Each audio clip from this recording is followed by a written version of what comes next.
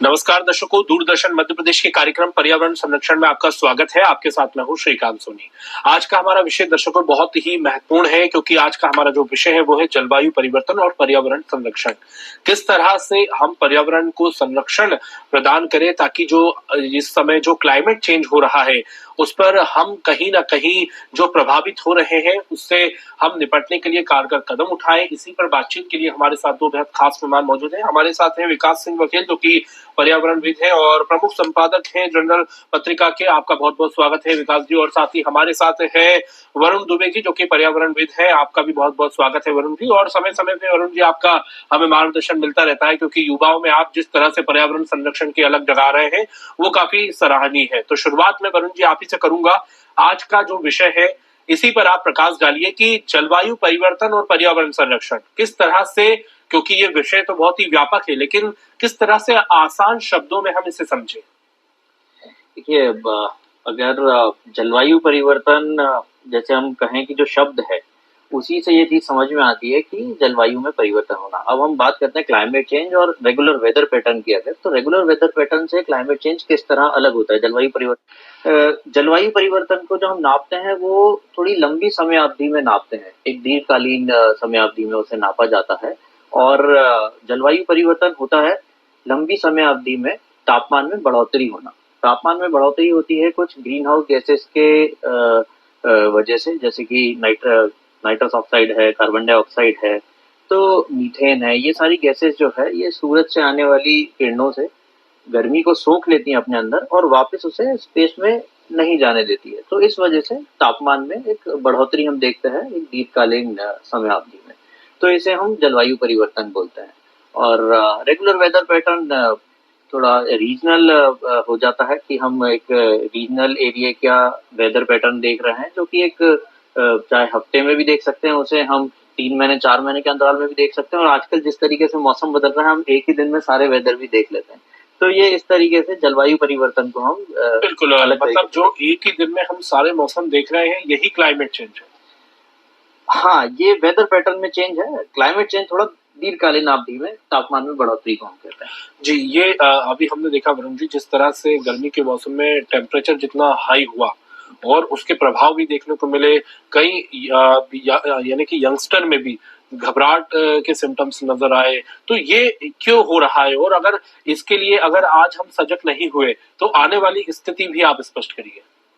बिल्कुल, जलवायु परिवर्तन की वजह से स्वास्थ्य पे काफी सारे प्रभाव देखने को मिलते हैं, जो कि हमने इस साल काफी ज्यादा देखे। जी। और अगर मैं देखूं कि पिछले सिर्फ 50 सालों में भारत में ही जलवायु परिवर्तन की वजह से 17,000 मौतें हो चुकी हैं। जी, ये मैं सिर्फ भारत की बात कर रहा हूँ। ये 17,000 मौतों का भी जो मैं आंकड़ा बता रहा हूँ वो सिर्फ इंसानों की 17,000 मौतों का बता रहा हूँ। अगर मैं इसमें सूत्र क्या है ये आंकड़े के? पशु पक्षी, ये गवर्नमेंट फिगर्स हैं। 17,000 आंकड़े हमें क्लाइमेट चेंज की वजह से मिलते हैं, क्लाइमेट चेंज की वजह से, हीट वेव की वजह से। और इसमें वो आंकड़े इंक्लूड नहीं है जो नॉन ह्यूमन एनिमल्स के हैं, जो पशु पक्षियों की हम बात करते हैं और जो स्पीशीज एक्सटिंक्शन की हम बात करते हैं। वो अगर मैं नापूं तो वो तो कई लाखों में निकल के आ जाएगा। जी बिल्कुल। विकास जी, मेरा सवाल आपसे है कि हम देख रहे हैं कि जो क्लाइमेट चेंज हो रहा है उसमें आप क्या इसके कारण बताएंगे कि वो प्रमुख 5 कारण जिसकी वजह से जलवायु परिवर्तन के दौर से हम गुजर रहे हैं। देखिए, सबसे बड़ा जो कारण है वो पेड़ों की अंधाधुंध कटाई है। जो आप देख रहे हैं कि जो स्मार्ट सिटीज के प्रोजेक्ट ले लो आप, या अर्बन डेवलपमेंट के जितने भी प्रोजेक्ट्स हैं, और लगातार इंडस्ट्रियलाइजेशन का बढ़ना। मतलब अगर आप देखिए, आप कह रहे हैं कि विकास के नाम पर पर्यावरण को नुकसान पहुंचाया जा रहा है। बिल्कुल, मतलब हम जो है सस्टेनेबल डेवलपमेंट की बात नहीं कर रहे हैं। हम जब एक तरफा विकास करेंगे, मतलब सिर्फ मैकेनिज्म या मशीनरी या इंडस्ट्रियलाइजेशन या अर्बनाइजेशन पे ही सिर्फ जाएंगे, तो हमें ये दुष्परिणाम देखने को मिलेंगे। जी, और कितना जरूरी हो जाता है कि अगर हम जलवायु परिवर्तन के दौर से गुजर रहे हैं तो क्या करना चाहिए? व्यक्तिगत स्तर पर क्या कुछ कार्य किए जा सकते हैं विकास जी? देखिए, व्यक्तिगत स्तर पर यही है कि सबको, जैसे ये भी प्रधानमंत्री जी का भी एक पेड़ माँ के नाम का एक कैंपेन चलाया है। तो ऐसे ही मतलब अलग अलग उसमें अपने सक्षमता के अनुसार या अपने लिमिट्स में जैसे जितने ज्यादा पेड़ लगा सके। पहला तो यही है कि क्लाइमेट चेंज का फाइट करने का सिर्फ एक ही सबसे बड़ा साधन है, क्योंकि हम टेम्परेचर कंट्रोल नहीं कर सकते। जो कर सकते हैं वो पेड़ है। तो पेड़ हम जितना ज्यादा लगाएंगे, जितना ज्यादा हम जो है ग्रीनरी बढ़ा सकें, और अर्बन प्रोस्पेक्ट्स में भी आगे चल के हमको ये प्लानिंग करनी पड़ेगी कि हम कैसे सेंट्रल वर्जेस को कैसे प्लानिंग करें। हम पाम ट्रीज से जो है जलवायु परिवर्तन को फाइट नहीं कर सकते। हमें अपने जो ट्रेडिशनल प्लांट्स हैं, नीम हो गया, पीपल हो गया, बरगद हो गया, जो कि एक बहुत बड़े एटमॉस्फेयर को, एक बहुत बड़े इकोसिस्टम को सपोर्ट करते हैं, उनके तरफ हमको मूव ऑन करना पड़ेगा। जी वरुण जी, आप क्योंकि पर्यावरण संरक्षण को लेकर कई सेमिनार भी करते हैं, तो आप किस तरह से अवेयरनेस फैलाते हैं? क्या कुछ आप समझा रहे हैं लोगों को? देखिए, पहले तो हमें ये समझना होगा कि मुख्य कारण क्या है, तो उसके समाधान हमें अपने आप समझ में आने लगेंगे। जब हम जलवायु परिवर्तन की बात करें कि क्या मुख्य कारण हो सकते हैं, तो फॉसिल फ्यूल एक सबसे बड़ा मुख्य कारण है, जो जीवाश्म ईंधन का जलना है, जो पर्यावरण को काफी ज्यादा प्रभावित करता है। तो क्लाइमेट चेंज में एक पहला कारण है। दूसरा कारण हम देखते हैं कि कृषि विस्तार। इसमें भी मुख्यतः हम बात करते हैं तो पशु कृषि की। पशु कृषि मतलब मैं आम शब्दों में समझाऊं तो जो एनिमल हस्बेंड्री की हम बात करते हैं या लाइव स्टॉक प्रोडक्शन की हम बात करते हैं, तो ये एक दूसरा अहम कारण है। और तीसरा हम बात करें तो fashion industry. Fashion industry climate change के लिए काफी हद तक रिस्पॉन्सिबल है। तो ये तीन अहम कारण हमें समझ में आते हैं, तो हमें समाधान भी इसी में देखने को मिलते हैं कि हम क्या करें या क्या ना करें जिससे हम क्लाइमेट चेंज को रोक सकें। तो हमें इन्हीं मुद्दों पे काम करना होगा और इन्हीं मुद्दों पे जागरूकता के लिए हम लोग भी काम करते रहते हैं और युवाओं में जागरूकता मैं फैलाता हूँ, जैसा कि आपने कहा था। तो जो फॉसिल फ्यूल जीवाश्म ईंधन की हम बात कर रहे हैं, कहीं ना कहीं हमें शिफ्ट होना पड़ेगा रिन्यूएबल एनर्जीज की तरफ। आज हम देखें कि कोयले से हम बिजली उत्पादन कर रहे हैं, तो इतना ज्यादा अगर हम कोयले का खनन करेंगे, कोयला निकालेंगे, तो जलवायु परिवर्तन होना स्वाभाविक है। तो हम कोशिश करें कि हम आवश्यकताओं में जिए, मतलब नीड में जिए, हम ग्रीड में ना जिए। अगर हमें किसी चीज की बहुत ज्यादा आवश्यकता नहीं है ना, हर चीज में ऊर्जा लग रही है, हर चीज में कार्बन एमिशन हो रहा है, अगर हमें अनावश्यक लग रहा है कोई, तो हम उसका उपयोग ना करें। कहीं पर हमें कम रोशनी में हम रह सकते हैं तो हम कृत्रिम रोशनी का उपयोग ना करें, हम लाइट पंखे बंद रखें, है ना। रेफ्रिजरेटर, एसी का हम कम से कम इस्तेमाल करें। सौर ऊर्जा। हाँ, सौर ऊर्जा। वैसे ही अगर हम बात करें कि कृषि की, जो मैंने बात करी, इसमें मुख्यतः पशु कृषि की हम बात कर रहे हैं, लाइव स्टॉक प्रोडक्शन की बात कर रहे हैं, तो हमारा भोजन काफी ज्यादा प्रभावित करता है क्लाइमेट को। तो हम उस चीज को बढ़ावा ना दें, हम खाना अपने मतलब बहुत ज्यादा उसकी तरफ, सात्विक भोजन की तरफ जाएं, बहुत ज्यादा ऐसे तामसिक भोजन की तरफ ना जाएं जिससे कार्बन उत्सर्जन ज्यादा होता है, मीथेन उत्सर्जन ज्यादा होता है। लाइव स्टॉक प्रोडक्शन की वजह से मीथेन गैस निकलती है, जो कि कार्बन से कई गुना ज्यादा घातक है। तो हमें इस पे भी ध्यान देना है कि हम शुद्ध शाकाहार, प्लांट बेस्ड भोजन लें।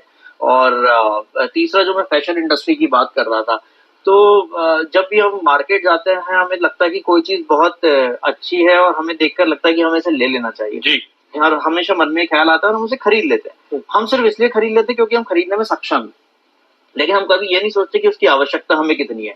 हमें उसको खरीदने से पहले सिर्फ मन में एक विचार लाना होता है कि अगर मैं ये नहीं लूंगा, अगर मैं नहीं आया होता, इसे नहीं देखा होता, मैंने नहीं लिया होता, तो मेरे जीवन पे क्या प्रभाव पड़ता। तो हम देखेंगे कि 80% टाइम हमें ये लगेगा कि हमारे जीवन पे कोई प्रभाव नहीं पड़ता, या पिछले एक साल में हमने जो चीजें ली होंगी उसमें से 80% चीज बेकार की थी, जिससे हमारे जीवन पे कोई प्रभाव नहीं पड़ा। तो हमें वो चीज ध्यान में रखना चाहिए और कंज्यूमरिज्म को कम से कम बढ़ावा देना चाहिए।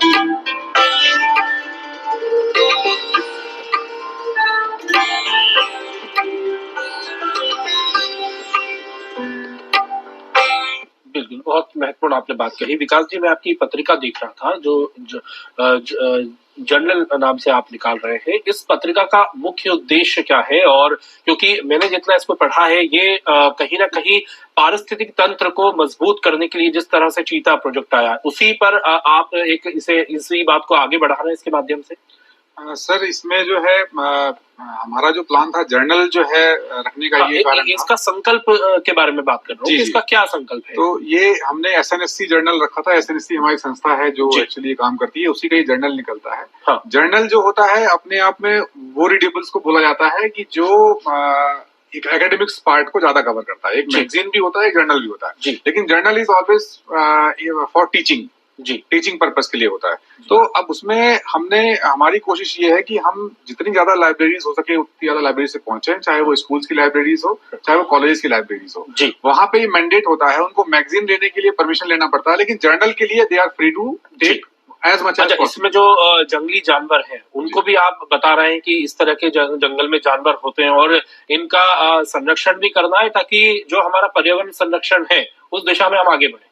सर, उसमें हम ब्रिज बना रहे हैं। हम एक बच्चे को हम ये बता रहे हैं कि एक फॉरेस्टर जब एक आईएफएस बनता है, एक आईएफएस अधिकारी की क्या मानसिकता होती है जंगल को लेकर के, एक सिविलियन की क्या मानसिकता होती है जंगल को लेकर के, एक जो भोग कर रहा है उसकी क्या मानसिकता है जंगल को लेकर के, और जंगली जानवर की क्या स्थिति है जंगल में, और पारिस्थितिक तंत्र के लिए क्यों जरूरी है, और जलवायु परिवर्तन की हम बात कर रहे हैं तो हमें जंगल को बचाना होगा। बिल्कुल। तो यही मेरा आपसे सवाल था। उसमें क्या है कि जो मेन पार्ट है वो यही सब चीजें जो है पारिस्थितिक तंत्र से लेकर के और जितनी भी अलग अलग जो मुद्दे हैं। हाँ। एक साइंटिस्ट का क्या अप्रोच होता है, हर एक व्यक्ति का अप्रोच अलग अलग होता है। एक साइंटिस्ट साइंटिफिक मेथड से देखेगा। हाँ। एक जो फॉरेस्ट वाला फॉरेस्टर है, क्योंकि वो फील्ड में है, वो उसने जंगल को देखा है, करीब से देखा है, जंगली जानवरों को देखा है, उसका एक सोचने का नजरिया अलग होगा। बाहर की दुनिया के लिए, बाहर की दुनिया हम अर्बन पार्ट को बोल रहे हैं यहाँ पे। हाँ। और उसके बाद जो वहाँ उपभोग कर रहे हैं, जैसे जो जंगल पे आश्रित जो लोग हैं, हाँ, उनको कैसे वहां से एक्सट्रैक्शन करना है, कैसे उनको अपनी आजीविका का पालन करना है, और उसमें सस्टेनेबल जो हम बात बार बार यूज करते हैं कि हमें लेना है, जंगल से लेना है, लेकिन उतना लेना है कि वहाँ के जानवरों के लिए, बंदरों के लिए, जीव जंतुओं के लिए कुछ बचा रहे। इसका एक बहुत ही अच्छा उदाहरण है आदिवासी जनजाति। वो प्रकृति की पूजा करते हैं, उतना ही लेते हैं और प्रकृति को ही भगवान मानते हैं। बिल्कुल। और हमें देना भी है। बिल्कुल। देना क्या है कि देखिए, लेन देन जो प्रक्रिया रहती है उसमें दोनों को बेनिफिट हमेशा रहता है। देना ये है कि हमको उनको स्वतंत्र विचरण करने का वो देना है, उनको अपना जो जंगल है उनको वो बना रहे। हाँ। जंगली जानवर वहां बने रहे, उसकी एक प्रोटेक्शन भी। आदिवासी जैसे आपने बोला कि वो लोग जो है उसका संरक्षण भी करते आए हैं। बिल्कुल। उन्होंने कभी बाहरी दुनिया को वहां अंदर नहीं जाने दिया। हाँ। हमने बहुत सारी फिल्में देखी हैं जो साउथ के जंगलों के आधारित बनी है, तो कैसे वो लोग जो है बाहर के लोगों को जंगल में आने से रोकते हैं। हाँ। तो उसका कारण उनका खुद का डिस्टर्बेंस भी है, प्लस जो जंगल वो खत्म कर देंगे कल को माइनिंग करके या इस टाइप की एक्टिविटीज करके, तो उसके लिए उनका वो प्रतिरोध होता है। बिल्कुल। और क्या आप ये मानेंगे कि पर्यावरण संरक्षण की दिशा में वो जिस तरह से कार्य कर रहा है वैसा कोई भी नहीं कर रहा है? देखिए, अगर हम नेचुरल वेज की बात करें, देखिए आज की डेट में हम सिर्फ नेचुरल पे रिलाई नहीं कर सकते जी। फॉर एग्जांपल, जैसे हम जब देख रहे हैं कि हम हर चीज कृत्रिम करते जा रहे हैं। हाँ। तो सोल्यूशन भी कृत्रिम लेना पड़ेगा जी। आजकल देखा होगा आपने कि एयर फिल्टर्स आजकल कॉमन हो गए हैं हर ऑफिस में, ठीक है। खासकर दिल्ली में तो बहुत कॉमन हो गए हैं कि भाई आपको हवा साफ करके ही यूज करना पड़ेगी। तो अब क्या है, जैसे अब उनकी बात करें कि तो उनके कुछ मेथड्स अब आज उतने कारगर नहीं है, क्योंकि उनकी जो ट्रेडिशनल मेथड्स थे वो उस समय के लिए इम्पोर्टेंट थे। आज हमको मैकेनाइज्ड होना पड़ेगा। एयर फिल्टर्स लगाना या टेम्परेचर कंट्रोलर्स लगाना या पॉल्यूशन कंट्रोलर्स लगाना, ये आज की नेसेसिटी है। तो हमको साइंस के साथ में और उनके नॉलेज के साथ में, दोनों के साथ मूव करना पड़ेगा जी। वरुण जी, इसका किस तरह से आप सॉल्यूशन देखते हैं? क्योंकि अगर हम बात करें कि कोई भी कैंपेन या कोई भी अभियान जब तक सफल नहीं होता, जब तक उसमें जन भागीदारी ना हो, तो युवाओं को कितना जरूरी है कि वो आगे आए? क्योंकि हम देख रहे हैं कि आज अगर थोड़ी भी उमस हो जाती है तो एसी में रहने की आदत हो गई है, तो थोड़ी सी भी उमस होती है तो घबराहट होने लगती है, एसी चाहिए। तो ये जो भोग विलासिता के संसाधन है, कहीं ना कहीं आप ये मानते हैं कि ये भी हानिकारक सिद्ध हो रहे हैं? इनसे बाहर आने में कितना समय लगेगा और कैसे आए? बिल्कुल। सबसे पहली बात आपने दो शब्द यूज करे, एक तो युवा और दूसरा जन भागीदारी। तो युवाओं की जन भागीदारी इसमें बहुत ज्यादा जरूरी है, क्योंकि मैंने अभी पिछले कुछ सालों में देखा है कि बहुत ज्यादा युवा आगे आ रहे हैं आंदोलन करने के लिए, कि गवर्नमेंट की कुछ नीतियां हैं उसके खिलाफ कभी प्रदर्शन होते हैं या कुछ होता है ना, कि लोग अपने फंडामेंटल राइट्स की बात करते तो हैं। वरुण जी, उसमें एक चीज है कि हर चीज सरकार पे नहीं छोड़ सकते। हाँ, हम सुधरेंगे जब सुधरेगा, बिल्कुल, पेड़ तो मुझे ही लगाना पड़ेगा। उसी पॉइंट पे मैं आ रहा था। तो अपने फंडामेंटल राइट्स की बात करते हुए लोग सड़कों पर तो आ जाते हैं, लेकिन अपनी फंडामेंटल ड्यूटीज भूल जाते हैं। आज हम बात कर रहे हैं पर्यावरण संरक्षण की, तो अपनी फंडामेंटल ड्यूटीज जो हमारे कॉन्स्टिट्यूशन में लिखी हुई है, उसका आर्टिकल 51 मतलब 7th पॉइंट अगर हम देखें तो पर्यावरण संरक्षण की ही बात करता है। फिर से बता दीजिए। हाँ, आर्टिकल 51A जी कहता है कि हमें अपने प्राकृतिक पर्यावरण का संरक्षण संवर्धन करना है, जिसमें हमारे नदी, तालाब, जंगल और वन्य प्राणी सभी आ जाते हैं, और सभी प्राणियों के प्रति, जितने भी जीव हैं उनके प्रति करुणा का भाव रखना, ये हमारी फंडामेंटल ड्यूटी है। तो हम फंडामेंटल राइट्स को लेकर सड़कों पर आंदोलन कर रहे हैं, चिल्लाएं, इसके पहले हम अपनी फंडामेंटल ड्यूटीज देखें तो मेरे हिसाब से 50% से अधिक समस्या तो यूं ही हम समाधान पा सकते हैं उन समस्याओं का। तो ये सभी की एक नैतिक जिम्मेदारी है। और इसके अलावा आप जो बात कर रहे थे कि हम युवाओं में ऐसा क्या कर सकते हैं कि आगे उन लोगों में एक समझ आए पर्यावरण को लेकर, उस संरक्षण की वो लोग बात करें, तो हमें कहीं ना कहीं एजुकेशन में, इंडियन एजुकेशन सिस्टम में ये चीज शुरू से ही जोड़ना चाहिए, और उनका जो प्रकृति से एक जुड़ाव है वो बनाना चाहिए। जब वो स्कूल टाइम से ही प्रकृति से जुड़ा होगा, हम इसके पीछे भी अगर मार्किंग सिस्टम निकाल दें कि बच्चा स्कूल में एडमिशन ले रहा है तो वो एडमिशन ले तो साथ में एक पेड़ लगाए, और उस पेड़ का संरक्षण करना उसकी जिम्मेदारी है, उसके ऊपर उसकी मार्किंग, उस पेड़ की ग्रोथ पे, तो हम देखेंगे कि आज पेड़ तो काफी लगते हैं लेकिन बचते नहीं है, तो उस पेड़ का पालन पोषण वो अच्छे से करेगा। अब वो पेड़ भले ही प्रकृति में बहुत छोटा योगदान रखेगा, लेकिन उस व्यक्ति के जीवन में, उस बालक के जीवन में वो एक बहुत बड़ा योगदान देगा। एक सेंस ऑफ रिस्पॉन्सिबिलिटी आएगा प्रकृति पर्यावरण को लेकर उसके अंदर।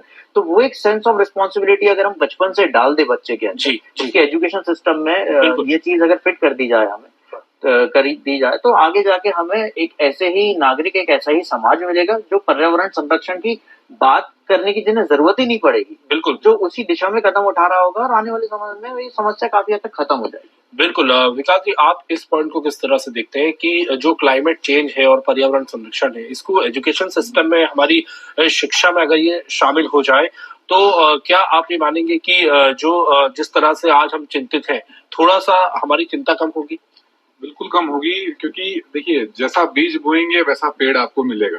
अगर हम उनके जो हमारा जैसे आपने बोला था कि मैगजीन का, तो मैगजीन जो हम स्कूल से स्टार्ट कर रहे हैं, उसका कारण ही यही है, बिल्कुल, कि जब तक आप सेंसिटिव नहीं बनोगे, नेचर के प्रति आपकी संवेदना नहीं रहेगी, तब तक आप उसके बारे में कुछ करोगे ही नहीं। बिल्कुल।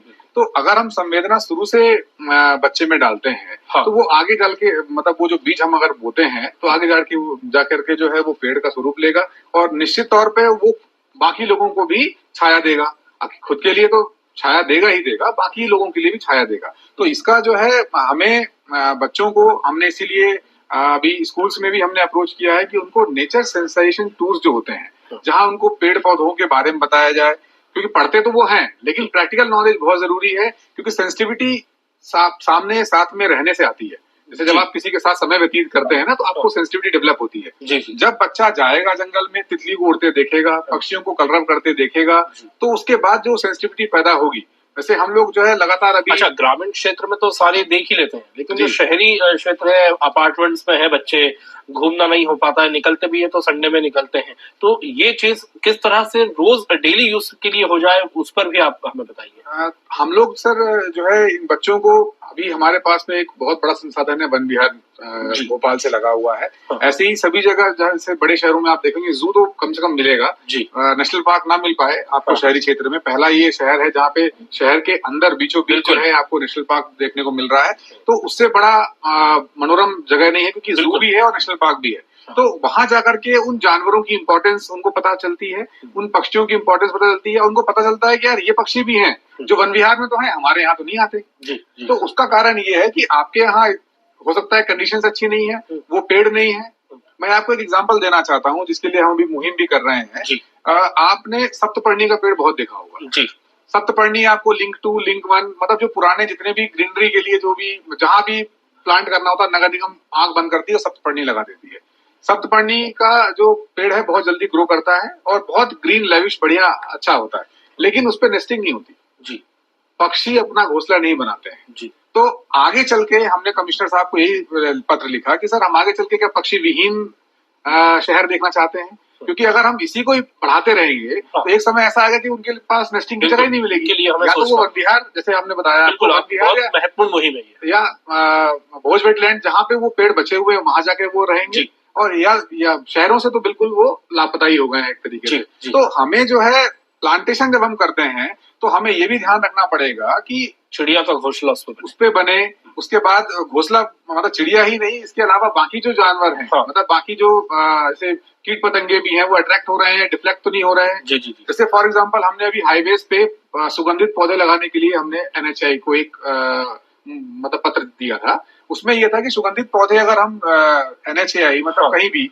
बीच में लगाएंगे तो उससे क्या होता है कि बटरफ्लाईज और मोथ्स और ये कीड़े मकोड़े अट्रैक्ट होंगे और उतने ज्यादा वो मरेंगे जब वो गाड़ियां चलेंगी। हाँ, क्योंकि गाड़ियां वहां 70, 80, 100 की स्पीड में चल रही हैं, तो आप समझ सकते हैं कि कितना बड़े पैमाने पर स्लॉटर हो रहा है जी। और क्यों हो रहा है, क्योंकि हम उनको वहां पे आमंत्रित कर रहे हैं सेंट्रल वर्ल्ड पे। बिल्कुल। तो हमने उनको ये एडवाइजरी दी है कम से कम शहरों में कि आप जो फ्लावर बेड्स जो आप राइट साइड में या लेफ्ट साइड में लगाते हैं, जो फुटपाथ से लगा हुआ है वहां कोशिश कीजिए लगाने का, क्योंकि यहाँ पे जैसे आपने बुलवर्ड स्ट्रीट ही एक एग्जाम्पल देता हूँ, चंपा के पाम के और चंपा के पूरे पौधे लगे हुए हैं। अब चंपा क्योंकि सुगंधित पौधा है, उसके पास जो है कीट पतंगे तितलियां उड़ के चली आती हैं और अगल बगल से दोनों तरफ से गाड़ियां चल रही हैं। ये विकास जी, ये जो छोटी छोटी चीजें हैं कहीं ना कहीं ये भी एक कारण बनते हैं हमारे जलवायु परिवर्तन के। बिल्कुल सर, मतलब आप जलवायु परिवर्तन का इम्पैक्ट पे बनते हैं। कई बार क्या होता है, हो सकता है कि आपका सप्तपर्णी का पौधा आपके फाइट करने में हेल्प कर रहा हो, लेकिन आप ये देखिए कि डाइवर्सिटी खत्म कर रहा है जी।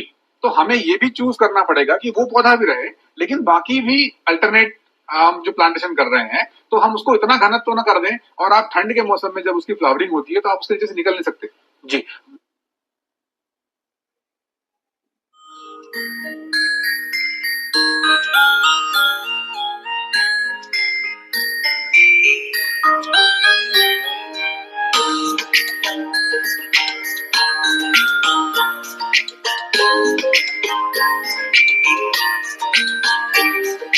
चंदा मामा नील गगन से नीचे आना, साथ हमारे दूध मलाई मिलके खाना। चंदा मामा नील गगन से नीचे आना, साथ हमारे दूध मलाई मिलके खाना।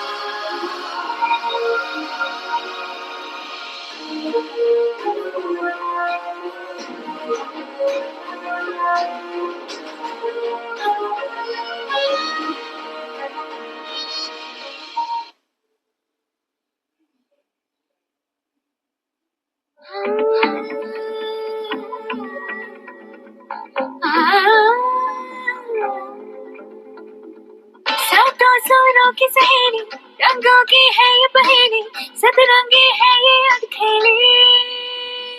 रंगोली है ये रंगोली, सुरमई गीतों की है ये रंगोली।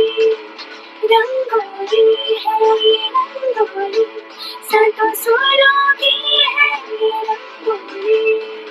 रंगोली।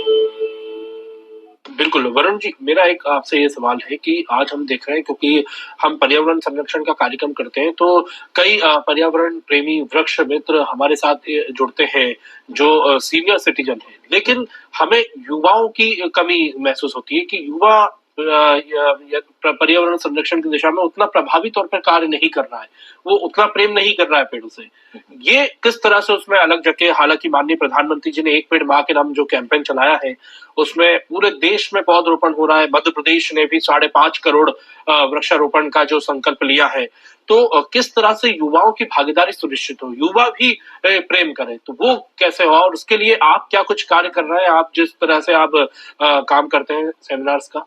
बिल्कुल, जो आपने बात कही, माननीय प्रधानमंत्री जी ने जो अभियान चलाया है बहुत ही बढ़िया, इससे युवा कनेक्ट हो रहे हैं। और जैसे मैंने एजुकेशन सिस्टम में बदलाव की बात कही थी, वो भी एक तरीका है युवाओं को कनेक्ट करने का। और अगर हम देखें कि हमारी जो भारतीय संस्कृति है, जो हमारा कल्चर है, वो इसी तरीके से डिजाइन किया गया था, इसी तरीके से बना था कि हम प्रकृति से प्रेम करें। आप क्या सुझाव देंगे या क्या संदेश देंगे युवाओं को कि क्यों उनका आना जरूरी है? हाँ, उनका आना इसलिए जरूरी है क्योंकि अगर हम आज, जैसे आपने कहा कि बुजुर्ग लोग इसमें आगे आते हैं, हम देखते हैं, तो आज अगर हम बुजुर्गों को साइलेंटली कार्य कर रहे हैं, लेकिन उनका कार्य हम देखें तो एक समय के बाद उन्हीं के साथ चला जाएगा। बिल्कुल। लेकिन अगर हम युवाओं को आज प्रेरित करते हैं, जो अनमैरिड यूथ है, अनमैरिड यूथ को अगर हम आज प्रेरित करते हैं, और वो कहीं ना कहीं इस बात को अगर समझ जाते हैं कि पर्यावरण संरक्षण कितना महत्वपूर्ण है। वृक्ष रोपण मतलब एक पेड़ लगाना कितना आसान है, क्या ये कोई झंझट का कार्य है क्या? नहीं, पेड़ लगाना बहुत ही आसान है, और हम देख रहे हैं कि पेड़ लगाना बहुत आसान है, इसी वजह से बहुत से लोग आज की डेट में वृक्षारोपण कर भी रहे हैं। लेकिन इसमें एक छोटी सी चीज मैं देखता हूँ, एक कमी देखता हूँ कि लोग जाने बिना कर रहे हैं कि हमें किस जगह पर कौन सा पेड़ लगाना है। शॉर्ट में बता। तो हमें ये जानना बहुत जरूरी है कि हम जब वृक्ष लगा रहे हैं, पेड़ लगा रहे हैं, तो वहाँ का नेटिव स्पेशी है या नहीं। हम उस बायोडाइवर्सिटी का ध्यान रखें कि हम वहाँ के वातावरण को डिस्टर्ब ना करें कोई ऐसा पेड़ लगाकर जो कि कोई इन्वेजिव स्पेशी हो। तो हमें इन चीजों का भी ध्यान रखना चाहिए कि हम नेटिव स्पेशी प्लांट करें। बिल्कुल, तो वृक्षारोपण बहुत जरूरी है, और जिस तरह से हमारे एक्सपर्ट ने बताया कि वो जो प्रमुख कारण है जिसकी वजह से क्लाइमेट चेंज के दौर से हम गुजर रहे हैं, उन पर ध्यान देने की जरूरत है। वृक्षारोपण करें, और जिस तरह से हम अभी भोग विलासिता के संसाधनों से जुटे हुए हैं उनसे थोड़ा बाहर निकले, ताकि हम आने वाली पीढ़ियों को एक बेहतर पर्यावरण दे सके। बहुत बहुत शुक्रिया विकास जी आपका, आपने हमारे वक्त निकाला, और वरुण जी आपका भी बहुत बहुत शुक्रिया। तो दर्शकों, दूरदर्शन मध्य प्रदेश के कार्यक्रम में इतना ही, आप जुड़े रहिए हमारे साथ। नमस्कार।